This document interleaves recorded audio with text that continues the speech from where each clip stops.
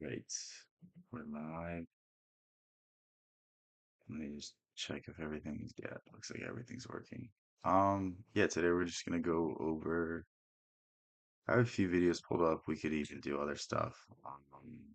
Not particularly set on anything, but yeah, You can control in life. Circumstances happen that you this audio is terrible. obstacles, etc. But doing boldness is a way of creating your own All right, I can't deal with this audio. books that stick out in my mind that have had a very, very big impact on me.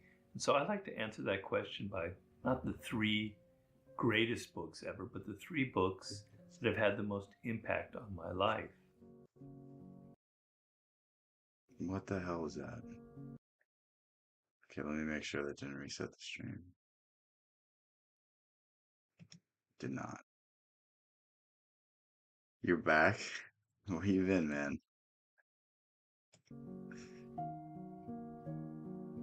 I read like thousands over the years, thousands of books for research. And so it's kind of like people will often ask you who's your favorite child if you have a lot of children. And you'll inevitably say it's like the last one, etc. So it'll be like the last books I read are my favorites. But there are some. There's definitely something to that. Like, there's like some recency bias. Like, there's some books that I loved when I read, but now I look back and I'm like, eh. And then there's books that like I'm currently reading that I enjoy, and then I promise you I'll just forget about. That stick out in my mind that have had a very, very big impact on me. So I can remember when I was very young, I must have been 15 or so, I got a copy of Machiavelli's The Prince. Now, I can assure you that I hardly understood a word of it. I had never worked anywhere. I had no knowledge of power. I had never been in like a court-like environment. I'd never been around anybody that like a prince or anything. But I loved that book. I thought it was fantastic. It had no relevance to my I feel like that's most people that read Machiavelli. Like, there's not really that much carryover. Like, I guess philosophically, if you think like Machiavelli, it'll somewhat benefit you, but like it definitely doesn't have as much practicality as some other books I would say have. life in high school, obviously. But what did I love about it? I loved the brutal realism of it. I loved the fact that he was looking at human beings as if we are these animals that we are, and he was analyzing it without all the usual guilt. I wonder what Robert Greene thinks about The Prince, because there's a lot of people that think The Prince was somewhat satirical book, that it was meant to make fun of rulers and make fun of the Machiavellian-esque rulers. Um, who knows though? I've never gotten a concrete answer on that. I think it's kind of a, I don't know if it's split. I don't know how many people believe that. For some people don't. You know, this is like the theories of who wrote Shakespeare's plays. Some people think it's Sir Francis Bacon. I think that's the most interesting, but your guess is as good as mine. All the usual moralism that's going on in the world. He was just presenting us as we are. I didn't really understand experientially what he was talking about, but the style of it, the clarity, the pragmatism, the beautiful language entranced me. And so I've probably read that book 6 or 7 times over the years in different formats. But that paperback, that really strange little spindly little tiny little paperback that I have in a It's like, do I have it up here? It's not that big of a book. It's like, I don't know what copy this is, but it's not, it's very short. I think it's, without the notes, it's 90, no, it's 105 pages, but that's if it starts. Yeah, it's like 100 pages. It's not that long. It's not even really that dense compared to some other works, but it's an okay read.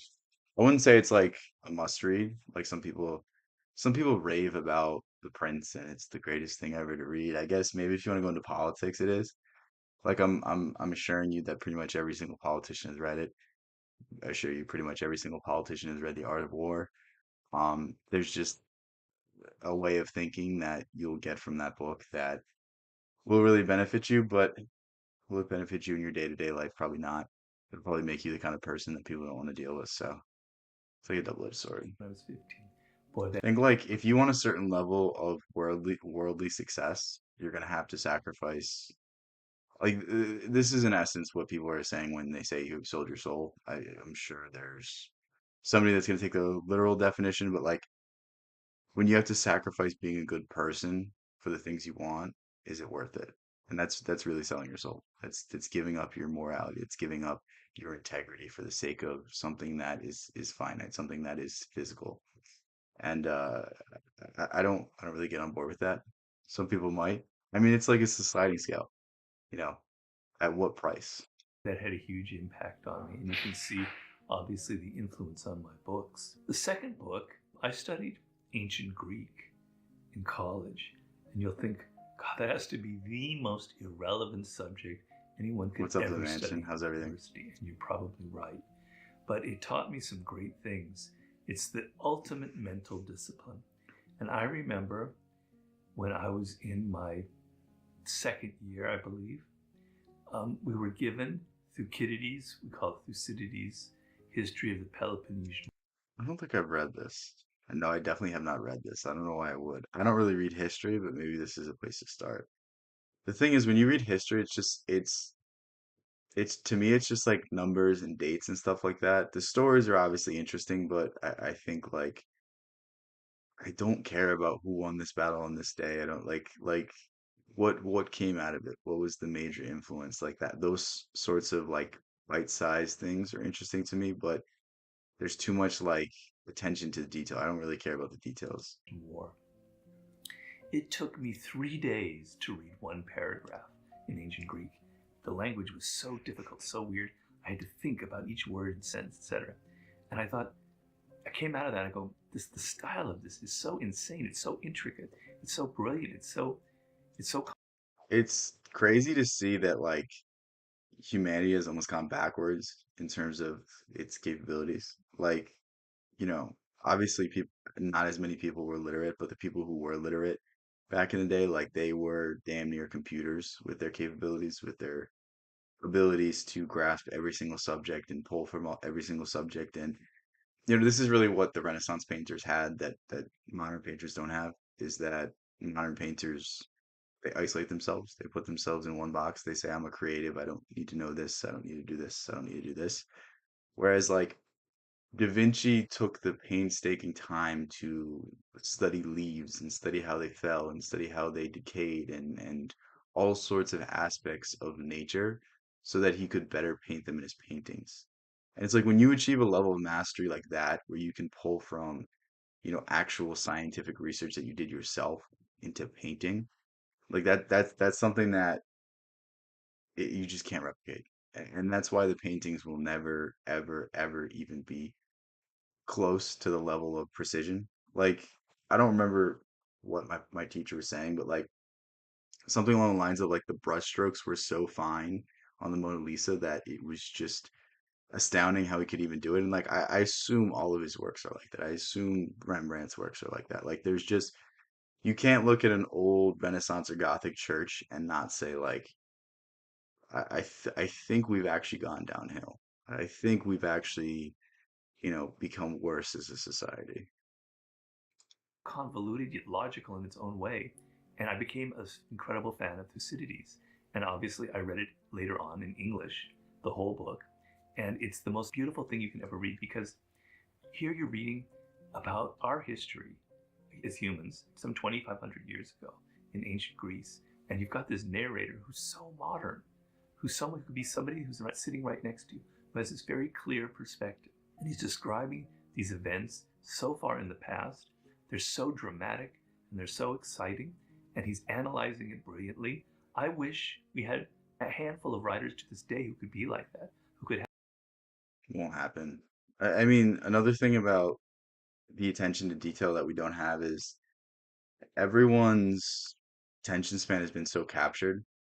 Like even myself, I talk about this all the time, and then there's periods where I literally can't focus on a singular thought for, I don't know, minutes, maybe hours. I mean, I'm pretty good while I'm streaming, I'm pretty good while I'm doing something, but like take me away from something that like is right in front of me and distract me and I will get nothing done. So it's like, you used to be able to be bored. And I feel like this is a lot of it. Like, there's something about boredom that brings out the greatness in humanity. There's something about boredom that brings out creative faculties and a way to fill your mind. Like even like kids like think like 30 years ago, they used to have to like play games and stuff and invent games and do all these things and find unique ways to have fun. Whereas today, like kids just go on their iPads and their iPhones and like you wonder why kids are failing to pass school. There's all other factors, but like why is it that people are failing so poorly to adjust to society and adjust to things? Because they haven't been forced to figure out things for themselves. They haven't been forced to, you know, find ways to do things in a different manner. And it really kind of disarms you as a human being. Like you don't have a fundamental aspect of your mind, which is your creative problem solving facet. But Have that clarity, who could have that kind of logic, who could have that kind of analytical ability. But it existed 2,500 years ago in this great historian, Thucydides. He wrote one book that I know of, the history of the Peloponnesian War, but it's the most marvelous adventure you could ever go on. It's a fantastic book. It had a huge influence on me, almost as powerful as the Machiavelli. The third book is a very weird one. I It's can't not something remember that what this most people is. know about or that I've ever really discussed, but it had a very large impact on me. And it was a series of books written in the 60s by a writer named Carlos Castaneda. He was talking about the teachings of Don Juan, which is the title of one of his books. And he had a book called The Journey to Ixtlan. And if you ever pick up a copy of The Journey to Ixtlan, I think it's in the early 70s that it came out, 1970, 71, you will understand where I don't know if I've ever heard of this guy. Robert Greene got a lot of the 48 Laws of Power and the 33 Strategies of War. These are amazing books. Sometimes I wonder if they date so well because they come from the drug period. And basically, what it's about is the author is an anthropology student at UCLA named Carlos Castaneda, and he goes to study indigenous Indian practices. And he comes upon this Yaqui Indian named Don Juan, who kind of initiates him in all of the ways of his indigenous culture. It includes eventually ingesting peyote and learning to become a crow. This sounds so interesting. I feel like I've watched this video previously. I don't think I've reacted to it, but it sounds like very interesting. And all of these weird things that you think, wow, that's too weird. But a lot of it is this stuff that's all about power. It's all about controlling yourself. It's all about confronting your mortality. It's all about becoming this great warrior in life. And if I read it now, I still love it. It's not the same as when I read it when I was 16 and I was getting excited by all that stuff, but it's still very impactful. It's still a wonderful book. And I'm actually using a little bit in the Law of the Sublime. So those are the I don't know if he's released this yet. I don't think he has, because I probably would have heard of it, but he's been saying he's writing this book forever, it seems like. I don't know how quick he is writing. Obviously his books are, do I have any in front of me? His books are like somewhat large. I mean they're very big pieces of paper and you know there's a lot of information on it, so maybe it would take some while the to three compose books it. that I think have had the largest impact on me. Of course, I'm leaving out Friedrich Nietzsche, who had probably the greatest impact on me of all. But there's not one book. Nietzsche captures life. He captures all of those qualities. It's like a river that just overflows everything. I do not know his take on Nietzsche. Hello, everyone. I have the pleasure of being able to introduce my absolute favorite writer on the planet since I was. I could see why, because Robert Greene, you can tell through his writing, he likes a very his entire. Okay, I'm gonna summarize all of his books. There's a darkness, there's like an unwritten side of humanity that we don't like to address, but when we address it, then we can solve the problems. I think he would agree with that statement. I think he would agree with that thesis, and more or less, this is what Nietzsche's talking about as well. Nietzsche's entire idea was to bring down every institution so that the individual could become all that they could be. More or less, when you break down all of his philosophical beliefs, that's what it comes down to. And he also wrote this in the most impassionate and like fiery way possible.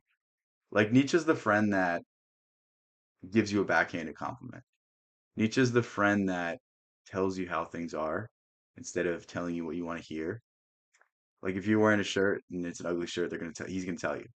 That's the kind of person he is. Whereas like I liken it to Emerson. Emerson and Nietzsche really argue for the same exact things. It's just Nietzsche said it with the fire of, somebody that was trying to make you feel bad about yourself, whereas Emerson said it through the lens of somebody that was trying to lift you up. And you could tell that people don't really tie them together. It's very funny, but yeah, I can see why Robert Greene likes him. Was a young man. He's sitting here right next to me. No, I'm just kidding. His name is Friedrich Nietzsche. I think I discovered Nietzsche when I was about 15 years old, and I probably Dude, if I discovered Nietzsche when I was 15 years old, I just feel like I would have been the worst. I was already the worst person to talk to at 15, but if I understood Nietzsche, if I read Nietzsche, oh my God, it would have been so awful. Like, it's a blessing for all my teachers who I just was an asshole to that I didn't get my hands on Beyond Good and Evil. didn't really understand a word of what he wrote. It took years, but I have over the years had many writers that I loved when I was 18, and I look at them now and go, what the hell was I thinking?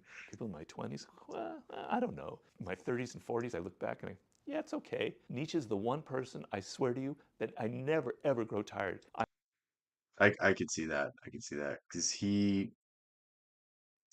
the thing about him is he says his style is, he really writes, his best is in aphorisms, which are like tiny paragraphs basically. So like his best works are kind of like fragmented. So like, let me find a good page. So like, this is an entire idea and this is an entire idea, and they're not really related. Like each paragraph of his, each page of his is kind of like a separate idea that tackles a separate issue. So like, there's so many things to think about, whereas you think about like other philosophers, they'll spend 20, 30 pages on the same subject, and you're like, all right, half of this is just fluff, half of this is just nonsense. Why am I reading this? Whereas him, he gets to the point, and he does it in such a way that like you can't disagree with him. It's very hard to describe, but it's almost poetic in the sense. It's almost that he's able to carry so much volume, so much weight with his words. I might, if I live so long, be in my 90s. I'll still be reading Nietzsche. It'll still be relevant. It'll still be socking me in the stomach the same way it did when I was 15 years old, even though I didn't understand a word of what he was writing about. So, what is it about this strange man with his bushy mustache, Nietzsche, that was so compelling to me? Well, He may have one of the best mustaches. I would be pressed. I can't even think of one he's better. different from all the other philosophers out there. All the other philosophers, they have this kind of idea about life, Kant or Schopenhauer or Hegel or Plato. It's this idea that this is what life is. They have an idea, a concept, a system of which they approach every problem. Okay, that's not really. I don't necessarily agree with what he just said. So Schopenhauer had the will to live. Nietzsche had the will to power. They're the same thing.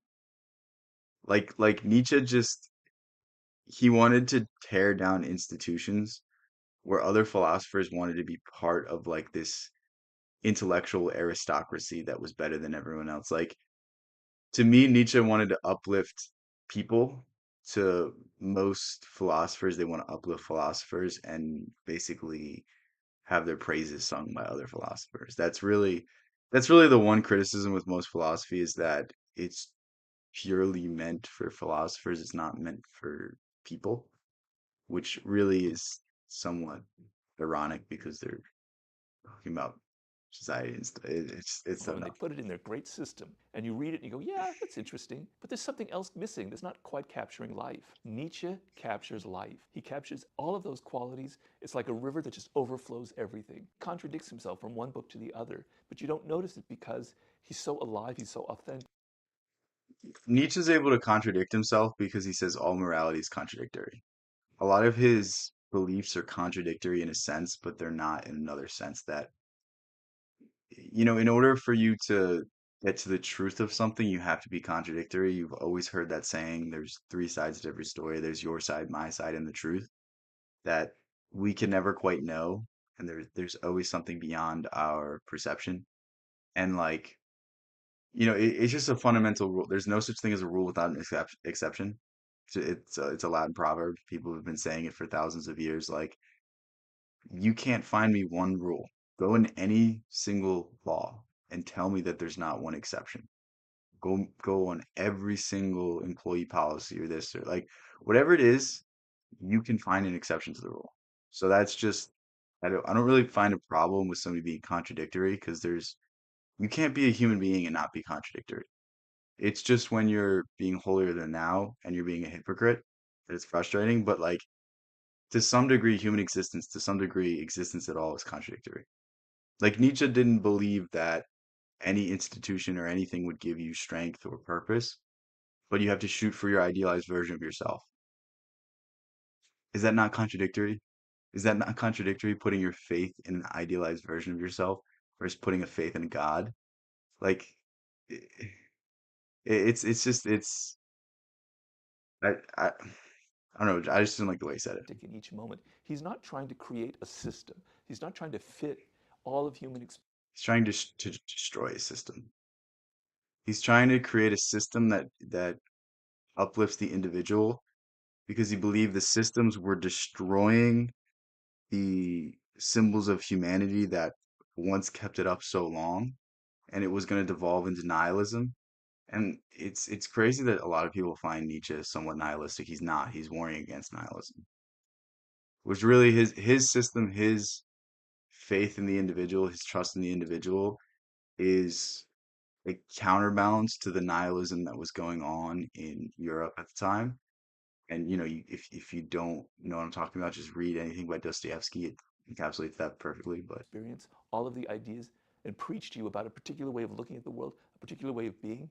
He's just going with the moment. He's expressing things that he's feeling, very powerful emotions. Some of them contradict himself, but he hates systems. And it's very refreshing to read somebody like that who's so lifelike and so authentic. You know, it's kind of like a volcano that's erupting. He was a very emotional man, and he poured those emotions into all of his books and ideas, but in a controlled. He's also an incredibly brilliant writer with beautiful style of language. I often, when I try and imitate a writer, I wish I could be like Nietzsche. He will have it's there's there's great philosophers. There's great ideas. Like a good example of this is Marcus Aurelius. Marcus Aurelius, like Meditations is a pretty good manual to live life by, but I find it so boring that I don't really like it. Whereas Nietzsche has like almost like an artist flair to it. You know what I mean? It's like Tom Brady versus Lamar Jackson. They're both all right, that was a bad example. Like Philip Rivers or Lamar Jackson. Let's say they get exact same statistics, but they do it in the same way. One guy does it in the most flashy, most exciting way possible, and then the other guy just gets it done. Like, what are you going to enjoy more? I know that was a bad example because Lamar Jackson's way better, but like, it's that sort of idea. It's just the way he said things was so confronting, was so just in your face that like you could see today in the way people respond to him. People either love him or hate him.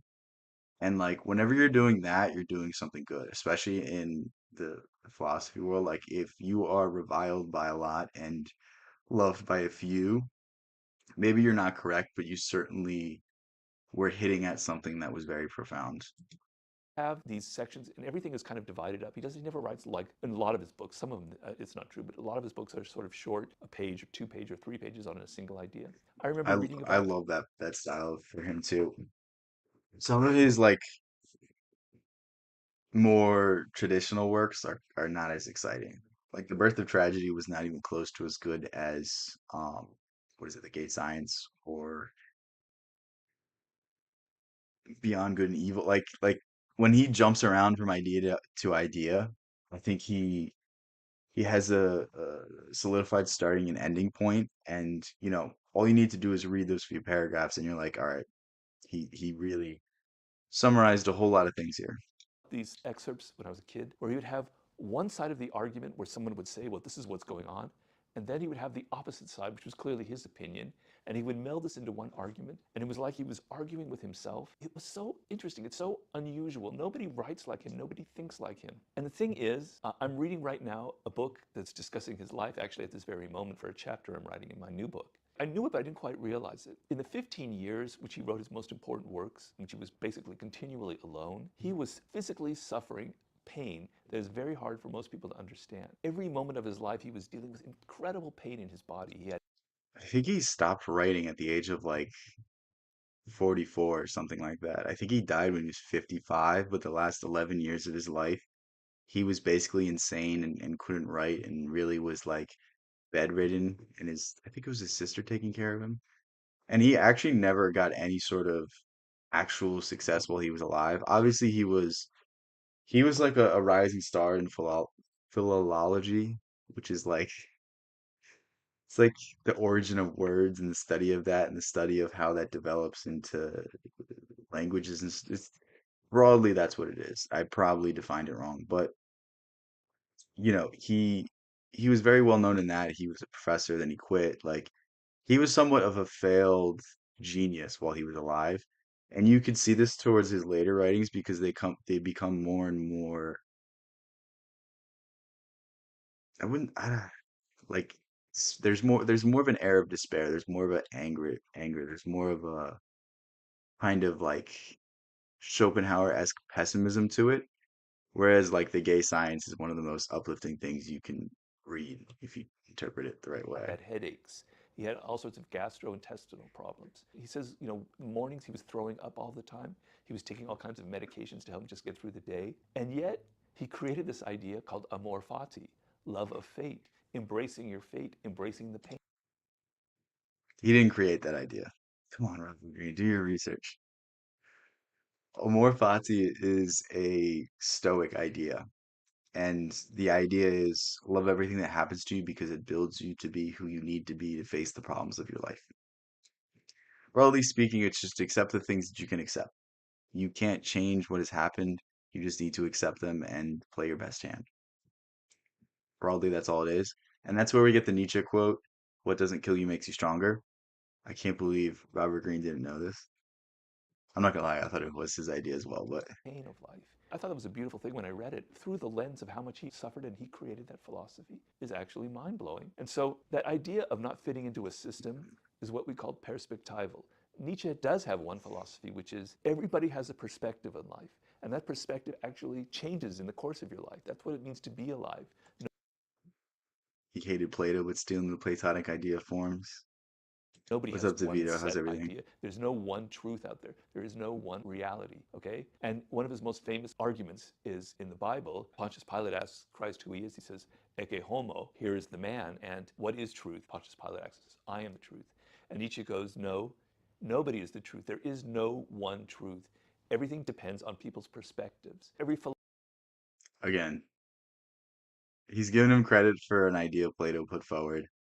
Kant's put it, Immanuel Kant, so I don't get flagged for saying Kant. Schopenhauer said these aren't new ideas. philosopher has a perspective, and that philosophy might come from the stomach pains that they're I having, can't from the way complain. their brain is wired, from a headache they have in the morning. So, to reiterate, the life-likeness of Nietzsche, the fact that he captures the contradictory, the various emotions we all feel, the back and forth, the richness of life in his philosophy is unique. There is nobody like him on this planet. I just am always astounded when I read him. He always makes me feel like I'm this. Okay, we're gonna go to Philosophy of William James. This is by Let's Talk Philosophy. William James came into the American philosophical tradition during a time period where it yearned for an intellectual voice which it could Okay, William James more or less popularized psychology in America. I don't really consider him a philosopher. I consider him more of a psychologist. It's kind of like Jung, where he blurs the lines of philosophy and psychology. But if you really break down where psychology comes from, it comes from hypnotism mixed with alchemy, mixed with philosophy. They all kind of derive from weird sources, and it just created psychology as you see it today. But even in Freud's first really big work, The Interpretations of Dreams, he's citing Schopenhauer, he's citing Nietzsche, he's citing does he say William James? I can't remember, but call its own. yeah. It's not that there were no other great philosophic minds present He even studied Faust, which is interesting. at the time of his ascension, but that no other carried within them so genuinely the American I think he was. I think he was Emerson's. He was somehow related to Emerson. Let me look it up real quick. spirit. He spoke in a racy vernacular and with a force and directness which made his philosophy of pragmatism and reserve energy the mental correlate of the practical and strenuous Roosevelt. He was born in New York City on January 11, 1842, and though his early adolescent years were spent in American schools, he, He was his godfather. That's what it was. Okay. Okay, that's what it along with was. his brother Henry, would be sent away to study in Henry France. James is a very famous novelist as well. I have not read any of him, but I will at some point. This was a choice made by their father, likely secondary to the rising tensions caused by the impending American Civil War. While here, he and Henry would eventually fall in with the works of the French psychopathologists such as Charcot. Upon his return to America, shortly after the end of the war, James would seek and gain employment at Harvard in 1870. He taught many different subjects, including anatomy and physiology, psychology, and philosophy.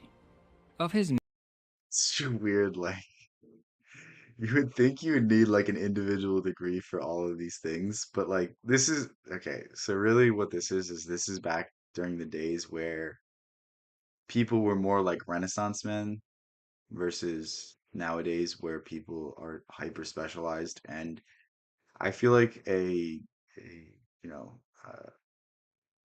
why can't I think of an analogy? I feel like I say this way too many times, but like this is why we see every building look the same, every car looks the same, every house looks the same. It's because you have people that are architects that aren't artists, people that are engineers that don't understand aesthetics. Like it's people only using one aspect of their brain to create, whereas creation is something that really plays off all of your brain firing all at once. many works, it was the principles of psychology which he is primarily remembered for, though in this video we will focus on the works of his later years. These include The Will to Believe, Pragmatism, A Pluralistic Universe, The Meaning of Truth, and Essays in Radical Empiricism. It would be difficult to cover so much material in such a short time, so I will give to the best of my ability a I think his most interesting work is, see, have it in here. Okay, he does not have it in here, but I thought he was going to have the variety of religious experiences here. But basically, he tied down the human's need for God into like different symbols and different images, and how, you know, basically people were seeing the same thing, they were interpreting it in different ways.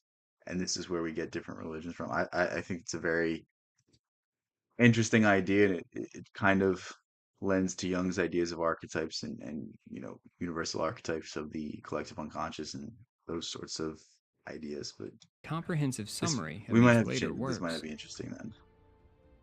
The basic principles of his philosophy may be most clearly uncovered in the only work to be published after his death, Essays in Radical Empiricism, 1912. The development of this new empiricism was primarily brought on by the tendency of old empiricists to overlook connections, causality, and meaning, thus, in James's view, missing the mark. What radical empiricism is defined by James in his 1909 work, The Meaning of Truth. It is I can't deal with this. I'm sorry. We'll go to Jung. I could just tell because he didn't. This is Sisyphus 55. Interestingly enough, I just made a video about the myth of Sisyphus, but I just didn't like where that video was going because it wasn't talking about the most interesting aspect of William James. It was talking about radical empiricism. That doesn't sound interesting to me. William James is one of those guys that has a few interesting ideas, but the grand scheme of his work is not that fascinating to me. When one imagines a psychologist, they may bring forth images of an old man in a lab coat injecting rats with drugs, Maybe we envision a therapist listening to your problems and doodling indiscriminately on a clipboard. Perhaps we even recall a certain sex-obsessed founder of psychoanalysis. See, people say this, but Freudian, take Freud out of it. Freudian psychosexual theory just uses the word sex as a placeholder. This is something Jung saying. It's not me saying this. Jung said, basically that Freud can come up with a better term, so he just looped everything in with psychosexual analysis, kind of like Freud didn't believe that just like the need to like be sexually fulfilled was the only thing you needed in life. You also needed libido, which he put as there's a certain aspect of libido that is the need to be respected, the need to be somewhat viewed as a person with some kind of accolades, with some kind of success in this world. So when you view it that way, it's not necessarily sexually obsessed. Again, that's what Jung said, not me. Don't yell at me. You thought you would need to block the haters the other day? Nobody was even saying anything. Who cares? Dude, like you understand like everything's just like the internet's not real.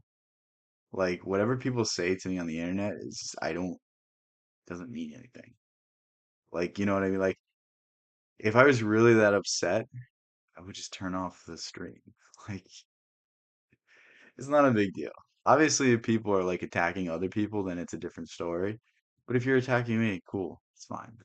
I mean, like, you can't go online and not get negative comments. Like, I promise you, if Jesus Christ himself came back and did a live stream, there would be a whole lot of people saying a whole lot of horrible things. And it's like, who am I to ask for that? Who am I to like have to police everything? You know what I mean? Because there's a certain like aspect like facet of people that are just coming there to like talk shit, and if it's funny, I'm gonna laugh. I don't care. If it's funny, I can laugh at myself. It's not the big of a deal. So don't worry about that. However, all of these icons of psychology quickly become obscured under the shadow of a psychologist who loved alchemy, listened closely to the ramblings of schizophrenic patients, studied seances and the paranormal, developed dance movement therapy, and when he began to experience a psychotic breakdown that would last years, used it as an opportunity to study the inner workings of his subconscious. Carl Jung was born in July 1875 in a small Swiss hamlet by a lake. Jung's mother was the daughter of an eccentric theologian who had conversations with the dead. His other grandfather was a respected physician. This clash of mysticism with the physical sciences would be a central theme in Jung's life. A lot of Jung's life was trying to understand God and understand almost his father's turn away from God. Jung was a unique child. At a young age, Carl kept a small mannequin in the attic and from time to time would present the figure with scrolls filled with a secret language that he had developed. He would also sit What is he, Tolkien? atop a stone in his garden and play a game of projection. At first he would state, "I am sitting on top of this stone and it is underneath." Secondly, he would state that I am lying here on this slope and he is sitting on top of me. Then Jung would ask whether or not he was the stone or Carl. This would later reflect his fascination with alchemy, as alchemists would project the contents of their own psyches into their work. Jung also regularly fantasized about living in a citadel that would shield him from the world. Jung is so the way I like to explain Jung is Jung was a master of the analytical mind and the master of a creative mind, which you rarely see both. Um, that when you have someone like that, you have somebody like Carl Jung. So like I was mentioning Da Vinci earlier, or I was mentioning Einstein or Tesla, like that's what that takes. Like when we think of genius, it's just a carryover between the two facets of your brain. In this imagined structure, Jung found his two personalities, number one and number two. Number one was the son of his parents, the student of his school, and the young boy at church. He was the societal Jung. Number two was less easy to describe. The second personality was older and lived with animals and nature. It was the entire vision of life itself. Later, he would name these two personalities differently, number one being the ego and number two being the self. At school, Jung would regularly faint so he could avoid going. He had felt quite isolated amongst We all did that. his peers. Or not faint, but we pretend to be sick, and then your parents be like, "You're not sick." However, one day he had heard of his father speaking of his anxiety over his son's future. Young quickly cured his fainting and read every piece of literature, philosophy, and religious text he could get his hands on. During his He loved Nietzsche. He really loved Nietzsche as a kid. Um, he actually loved him as an adult as well. Um, but he was very much inspired by those books Zarathustra. student years, where he found himself so ahead of his peers that he was at times falsely accused of plagiarism, Young had a peculiar dream in which he was walking through a dense fog at night. He held in his hand a glowing light, and behind appeared a large dark shadow that was chasing him. I realized at once that the figure was my own shadow on the swirling mists, brought into being by the little light I was carrying. I knew too that this little light was my consciousness, the only light I have. My own understanding is the sole treasure I possess, and the greatest. As Young progressed in his studies, he began to record. He, I'm not sure if he realized that dream was that when he was younger, but Jung had a almost ridiculous way of like seeing through dreams that otherwise are nonsense. Um, you know, people don't give as much credit to dream analysis as they used to. There's certain dreams that are just so far out there you can't pull a thread and start to come to the understanding of it. But a central idea to Jungian analysis is that your dreams hold the solution to your life. That what you do in your dreams is, as Freud called wish fulfillment, is that you're living out the aspects of yourself that you don't live out during the day, so that what happens there is really who you really are. It's really who you need to embrace. And attend seances. Young was compelled by the seemingly real presence of ghosts and how he could speak to them and touch them as if they were anybody else. In these experiences, Young came to two main ideas in practicing analytical psychology. For one, he concluded that partial personalities reside in the unconscious psyche and can be brought forth through dreams or seances. Secondly, he proposed that the development of personality occurs almost entirely unconsciously. Young then chose psychiatry after dabbling in a possible career as an archaeologist. He came under the apprenticeship of Eugene Buehler, who would later come up with the term schizophrenia. As Young rose to prominence, he became acquainted with Freud, who would Freud, I don't know if he's going to say this, but Freud really wanted Jung to be the next Freud. He wanted him to carry on his mantle and basically increase his legacy by creating a second version of himself to bolster up the Freud name. I'll be right back. Give me a second.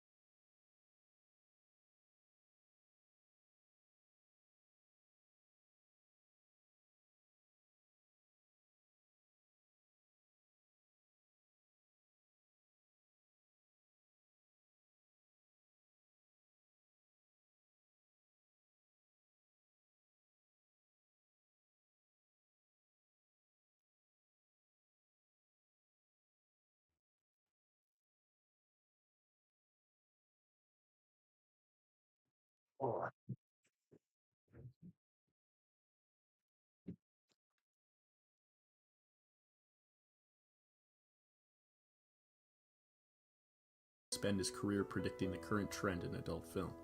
Upon their first meeting, Freud and Young supposedly talked for 13 hours straight. Freud thought of Young as his successor, and his enthusiasm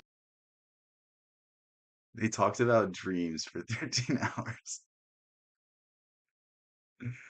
I've had some long conversations with people, but 13 hours is like, what? It must have been like almost a presentation or something. only furthered this assumption. However, aside from their weird preoccupation with figuring out what's going on in people's minds that they're not even aware of, they did have their differences.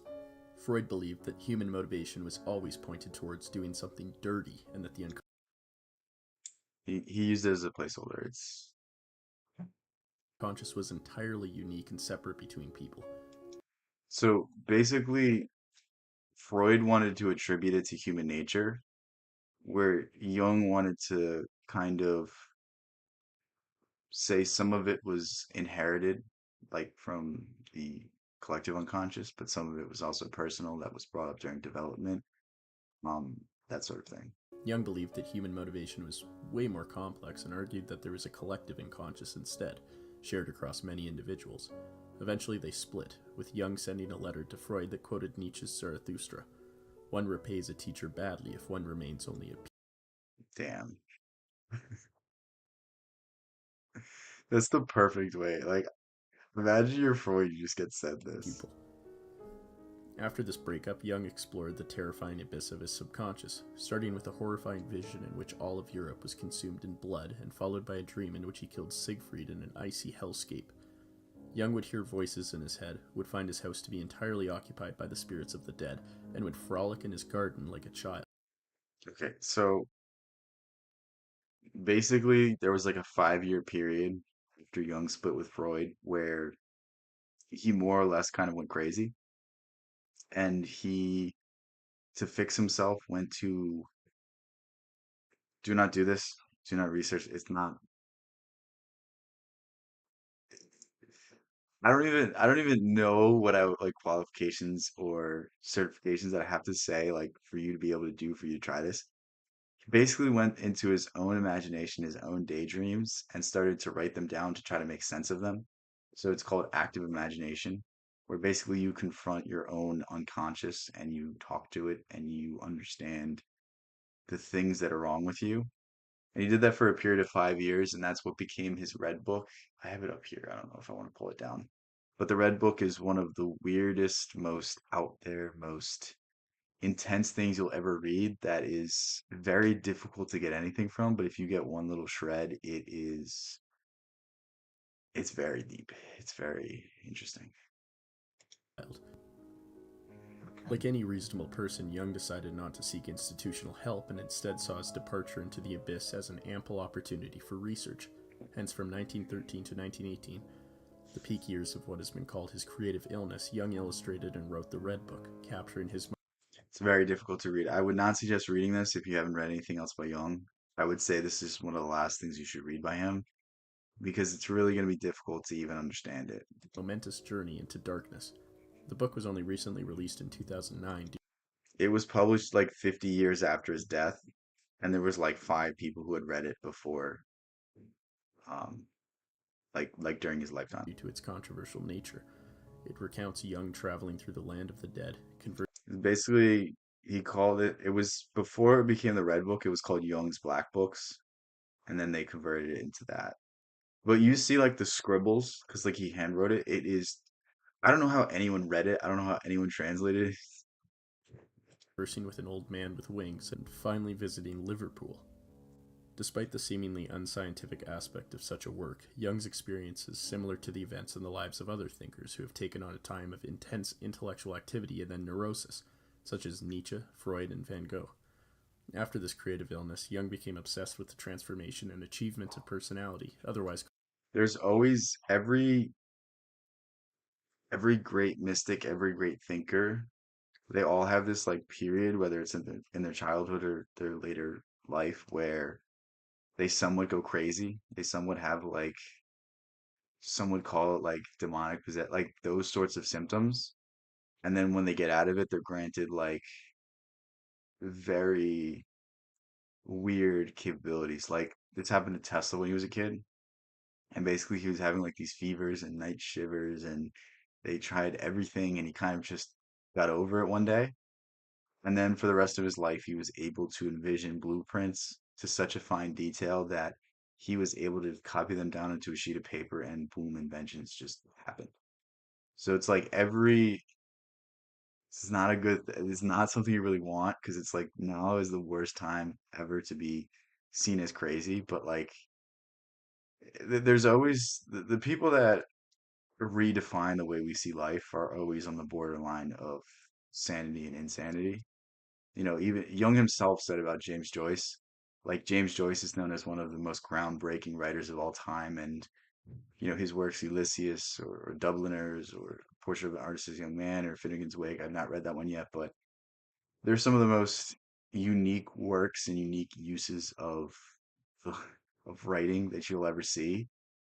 And Young basically said that like if James Joyce did not have his writing, he would be insane because the only thing that could get rid of that insanity was his art, his creativity.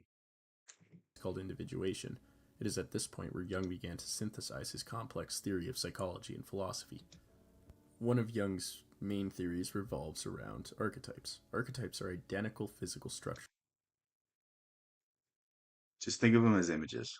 Images are the easiest way to think about it. Images, symbols, um, just like what does a cross mean? Like a cross is just two lines, but it has a very significant impact on you, even if you're not a Christian. You still feel some kind of way about it, whether it's reverence, whether it's reviling, or I don't know who it is. I don't know who you are watching it, but like you can't deny that symbols don't hold power over us. And what are more important symbols than the idea of a hero, the idea of what a good life is, the idea of a functioning human being? Like these are all archetypes that we kind of base our life off of. Even the way you see me, even the way you see other people are archetypes. Like, you don't spend all day long with me, you don't spend all day long with your best friends. So you're just seeing like a perfect image based off of all the assumptions and based off of all the instances you have of knowing that person. Common to all. When organized together, they form the archaic heritage of humanity. They are innate neuropsychic centers that can influence our behavior and experience and give rise to thoughts, feelings, and ideas that shape our personality and existence. Jung believes that learning about There's individual archetypes and then there's collective archetypes. archetypes can only be achieved through close analysis of universal myths, symbols, and images. For example, the trickster is considered to be a universal archetype. It The Joker, the Fool, the Comedian, that sort of idea. Really, what the trickster archetype is, put very simply, is the person that's willing to play around with the dirtier aspects of life in order to bring enjoyment to other people. The person that's willing to take risks to, please other people. And really what that's symbolic of is before you're good at anything, you have to be bad at things. You have to be willing to take on that, ridicule, the people laughing at you, the people smiling, and the people pointing their finger at you and laughing. And it's just symbolic of that stage. And once you elevate from the trickster archetype, then you become the hero archetype. And you become the old man archetype. Those are Jung didn't. People say the 12 Jungian archetypes. That's not him. It was one of his students.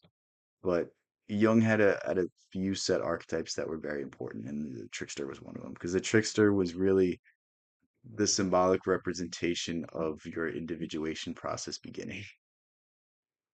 That doesn't make any sense if you don't know what that means. The symbolic representation of you starting your path to becoming who you really are. occurs in almost every culture as a motif, as a figure that navigates the dangers of the world through mischief and deceit. Jung points to motifs such as these that occur across cultures to show that certain symbols must exist. Think of like storytelling. If you get really observant of storytelling, you can kind of tell where they're going to go because they all follow, every good story follows archetypes to a certain degree. If it doesn't, it subverts it, which is another thing on its head. But there's very few people that can subvert archetypes, and there's very few people that can write without archetypes in mind. I mean, James Joyce is one of them, but like, think of any terrible movie or TV show you watch today. It's because it's not for anybody. It's because there's no archetype behind it. It's because there's no deeper meaning. It's because it doesn't convey an actual human existence or an actual human experience. That's why it's boring. That's why nobody watches all these terrible movies. It's because it's being written by some corporation. It's not being written by an individual. That's really what it breaks down to. And they try to sanitize every aspect of real humanity, but that's a whole other Universally as subject. innate pictures in our unconscious. Hence, Jung believed that the composition of every psyche in the world would result in the collective unconscious, the structures of the unconscious mind shared by members of the same species. For humans, that's stuff like the aforementioned trickster, the mother figure, The mother figure is not that's not a universal archetype. The mother figure, I guess broadly speaking, a mother figure, but the mother archetype is really the anima, which is dictated by your upbringing. So it's not a collective experience. It's more of a, I guess in certain ways it is, but it's not. I The wouldn't use hero that and the one. wise old man. Here's a diagram of Jung's model of the psyche, the totality of all psychic processes. On the outside, we have the consciousness, Jung, so a big facet of Jungian psychology was drawing this sort of shape, which was called a mandala. Mandala or mandala, I don't know how to say it. I've only read it. Um, but basically, it's symbolic of the order of your mind. the stuff we're aware of. The ego is situated within here, the central field of consciousness that gives us a sense of identity. It orbits the psyche like a planet. This is quite similar to the number one personality of his childhood. Further in, we have the personal unconscious, the link between the conscious and the collective unconscious. This area has complexes made up of personifications of archetypes, making the collective personal. It develops as one's own personal growth coincides with archetypes. The very middle is the self, the totality of the entire psyche with all potentialities included. The self contains the ambition to grow and develop, to become itself. How does one become oneself? Jung saw the actualization of archetypes, most notably the mother figure, to be necessary in such a process. Jung basically, Jung's solution was to find out every aspect of yourself so that you can embrace every aspect of yourself more or less. And he called this process the individuation process. All right, that's what the rest of this video is going to be. But basically, what Jung stated the solution to the world is to go out and try, go out and face your fears, go out and do the things that you said you were going to do, but you didn't do. And through the process of experiencing new things, you find out who you are and what you want to do. And it's like the Tolkien quote, not all who wander are lost. That you're on this journey for a reason. And when you think about the destination, you're going to miss the point. When you experience the journey and you experience life and you learn from that experience, that's where your happiness comes from. That is, as the person grows, their environment unlocks the archetypes to become active. It should be noted, if this sounds far fetched, that ethology, the study of animal behavior and nature, has somewhat replicated this theory. Animals have a certain set of behaviors that depend on neurological structures developed throughout evolution. These structures are innate releasing machines that become active when they confront a certain environmental property or There's like certain behaviors. I don't feel like getting into them. There's certain things animals only do in captivity that they don't do in nature.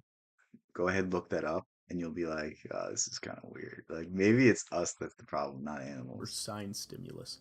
The organisms respond with a certain behavioral pattern to the situation once the innate releasing machine is active. Hence, Jung saw archetypes as an inherited mode of functioning. Even though we vary in how we fall in love, mourn, and create art, the universality of the acts themselves denote some set of shared structures found across our species. Another important piece of Jung's thinking is that of the stages of life. Archetypes regulate the life cycle revolving around the self. The roles we play in these cycles are crucial to understand such things as the ego, the persona, and the shadow. As mentioned before, the total realization of the self is the entire goal of psychological life. He calls this process individuation. This is, I don't know, it's not that interesting to me. What am I streaming for? I'm like starting to get tired. I think I'm gonna end the stream here. I don't know if I'm gonna have time to stream again later. I don't know if I'm even going to stream again later. I'll probably try to stream tomorrow. I don't know if it's gonna be one of these kinds or one of the other kinds, but thank you guys so much. Peace out. I'll catch you in the next one.